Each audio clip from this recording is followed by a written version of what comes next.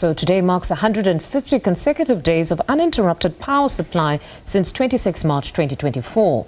Eskom has maintained a constant electricity supply throughout its winter period, with no load shedding since the start of its current financial year on the 1st of April 2024. U.S. mortgage rates are now at their lowest point in 15 months, and experts say they could continue to drop after the Federal Reserve is expected to slash the federal funds rate next month.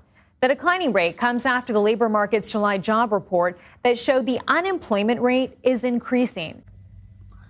Capitalism always wins. What's up, guys? Now, I'm going on again about capitalism winning, but I was just thinking this year is 2024 and it's a special year because a lot of the biggest countries around the world are going to be having elections this year. And South Africa, where I live, is going to be one of them, and America, which affects the rest of the world, is going to be another one. And I was just thinking the other day, governments are different from private companies. Private companies have to compete in the marketplace in order to win. So if they do a better job, then they win. If they do a worse job than the other company wins. Governments don't have to compete like that. So for 4 years, that's a term in a usual term in a country. 3 out of those 4 years, governments don't have to compete. They have no opposition. They don't have to meet any of the requirements that has been set forth by us, who is their customer and also their bosses. They don't have to keep any of the promises they made. They just have to keep going for those 3 years. But for 1 year out of those 3 years, they have to compete. They have to behave like private companies and like a capitalist organization.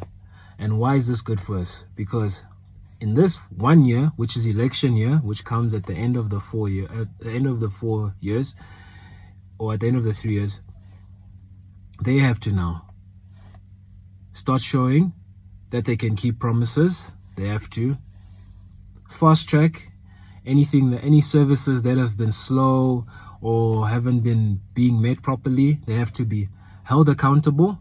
If it's letting heads roll, throwing each other under the bus, firing people who have been incompetent, hiring new people who are more competent. But for these few months of the 1 year, they have to behave like a capitalist company because they have to compete now. Because now you're allowed to now make a decision whether or not you're going to fire them. You understand? So it's similar to how companies compete, but companies do it all the time. It's not just the 1 year. It's not just election year.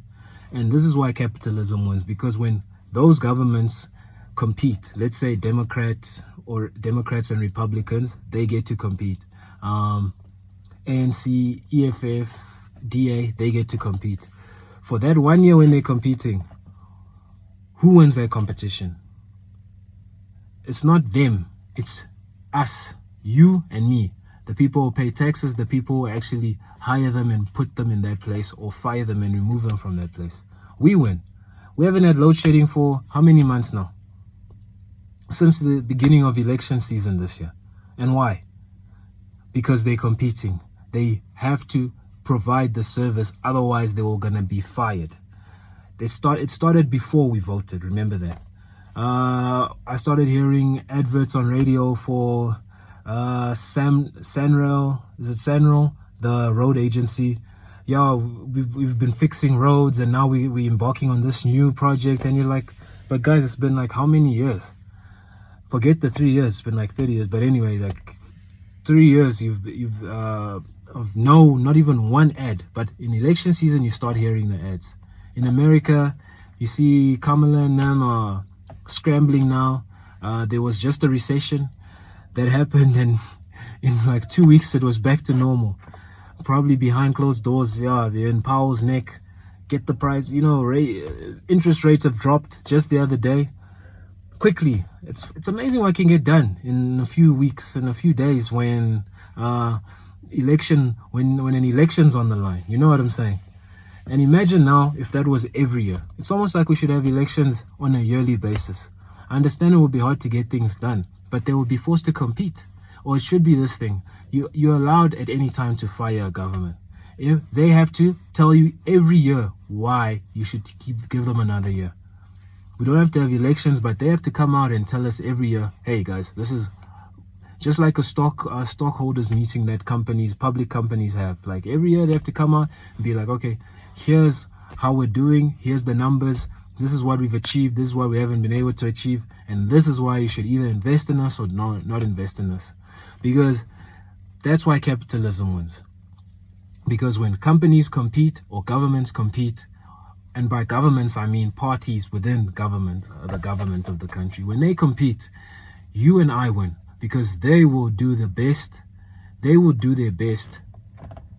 to make our lives better. Because if our lives are better, we keep them in power. And that's how capitalism works. It's not about greed.